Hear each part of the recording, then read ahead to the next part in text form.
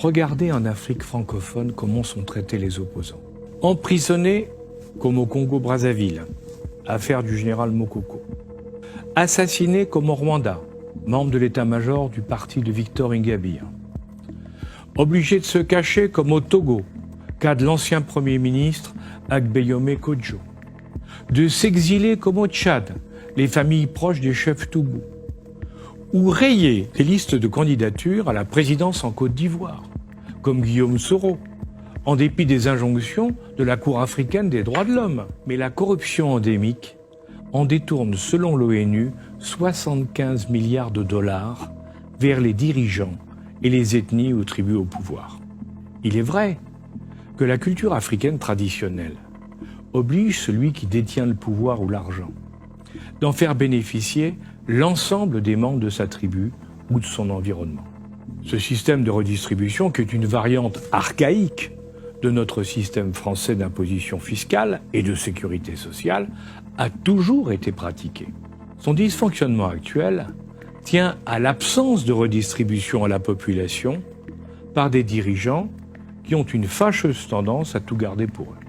On le constate à travers l'affaire des biens mal acquis qui vise directement les présidents et leurs familles au Gabon, au Congo-Brazzaville et en Guinée équatoriale. Mais soyons clairs, ils ne sont que la partie émergée d'un iceberg africain beaucoup plus vaste, comme l'avait si bien démontré le regretté Pierre Péan.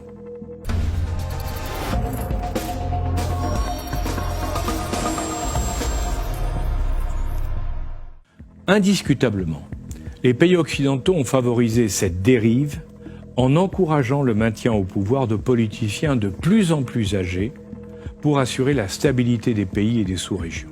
Savez-vous que ces vieux sages ont en moyenne 10 ans de plus que les dirigeants européens? Sont-ils capables de comprendre et de gérer une population dont 40% à moins de 15 ans et qui va doubler en une génération?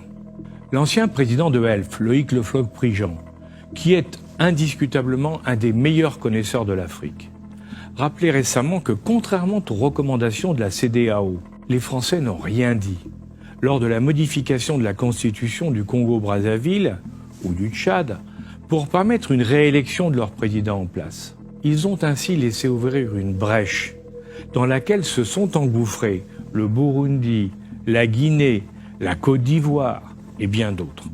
À dire vrai, en dehors de quelques pays comme le Ghana ou le Sénégal, il faut du courage ou de l'inconscience pour être opposant dans ces élections aux résultats officiels souvent discutables au regard des règles internationales. Trop souvent, ceux qui veulent agir sont marginalisés par ceux qui ont le pouvoir et craignent de le perdre. Regardez en Afrique francophone comment sont traités les opposants. Emprisonnés comme au Congo-Brazzaville, affaire du général Mokoko. Assassinés comme au Rwanda, membre de l'état-major du parti de Victor Ingabire. Obligés de se cacher comme au Togo, cas de l'ancien Premier ministre Agbeyome Kodjo. De s'exiler comme au Tchad, les familles proches des chefs Toubou. Ou rayer des listes de candidatures à la présidence en Côte d'Ivoire, comme Guillaume Soro, en dépit des injonctions de la Cour africaine des droits de l'homme. Il est donc évident qu'en dépit des vertueuses indignations de certains philosophes et de la cécité de certains politiques, face à des situations dont nous sommes trop souvent à l'origine ou complices, on ne peut mettre sur le même plan l'Afrique, avec sa majorité de démocrature, avec l'Europe.